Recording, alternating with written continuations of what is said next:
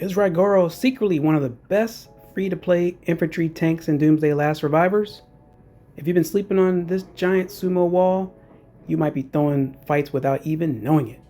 Today, we're breaking down everything about Raigoro, skills, weapons, pairings, beast, talents, and whether he's worth investing in.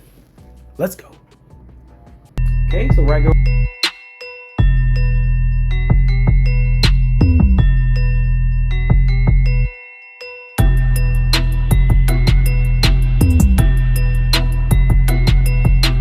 Okay, so Raigoro is a legendary infantry Garrison defense hero. Best modes for him are base defense, alliance stronghold defense, arena of doom, PvP infantry march, and he's not so amazing at zombie PvE. Raigoro is basically a human fortress. He's also good at taking reduced damage, stalling enemy burst, disrupting enemy attacks with CC, and protecting your march with or shelter. Alright, so let's go ahead and break down these skills here. First skill is called Guardian Deity. Alright, so activate shield that absorbs damage for 3 turns. Raigoro recovers 20 rage for every enemy that attacks him, up to 60 rage per turn. Next skill is called Yorikiri. Increases squad counter damage by 8% when attacked, reduces the attacker's travel speed by 8%, lasts 5 seconds. This effect can be triggered only once in 10 seconds. Basically means get higher defensive, better damage mitigation, improved frontline durability. This is where it becomes a true wall. And the reason why this matters, a tank with a hit points that can still, hit points can only still melt. Tank with damage reduction plus defense scaling becomes nasty. Next skill is called Oshidashi. Passive skill. Increases infantry attack by 5% and defense by 5%. And this basically buffs infantry squad stats, hit points, defense, and possibly attack depending on skill level. This makes it much better than when used with pure infantry marches.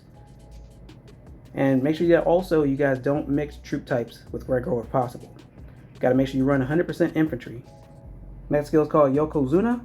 It's a passive skill. Increases damage dealt by 6% when the shield is activated. When Garrison, increases infantry squad hit points by 4%. And this skill separates Raigoro from average tanks.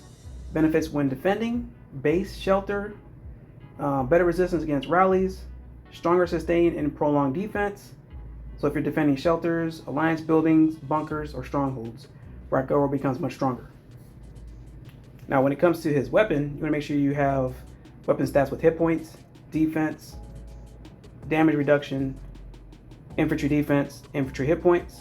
You want to make sure you avoid anything with pure attack. Raigoro's job is not to carry DPS or burst enemies. His job is to soak damage, keep formation alive, buy time for DPS heroes. And you want to make sure you have the weapon types: heavy shield, defense gate, fortress style equipment, hit points, defense, set bonuses. Okay, so when it comes to the beast, the best beast for Raigoro is going to be defensive beast overall. Anything with shield generation, damage reduction, hit points boost, it's going to be the best overall.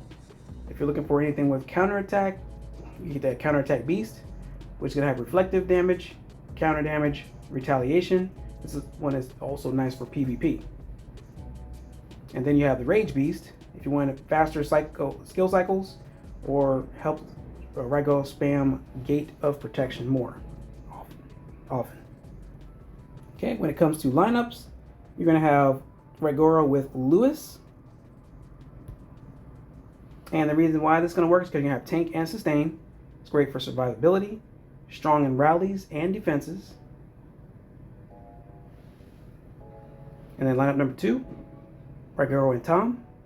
Very popular amongst free-to-play players because it's cheap to build, great defensive synergy, strong shield pressure. And then you have Raigoro and Charlie. Raigoro tanks, Charlie nukes, good PvP option. When it comes to his build, you guys gotta make sure you focus on Garrison and defense.